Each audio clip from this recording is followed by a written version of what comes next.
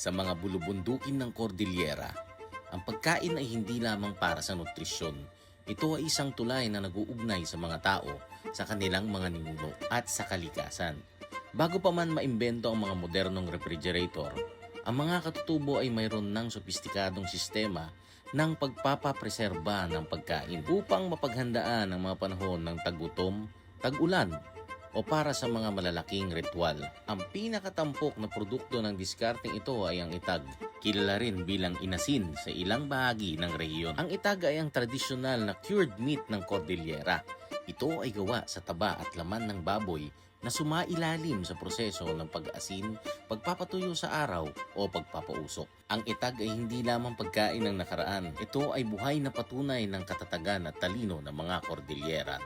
Sa kabila ng pagdagsa ng mga modernong processed meats tulad ng bacon at ham, nananatiling buhay ang industriya ng itag. Ito ay buhay na patunay ng katatagan at talino ng mga Cordillera.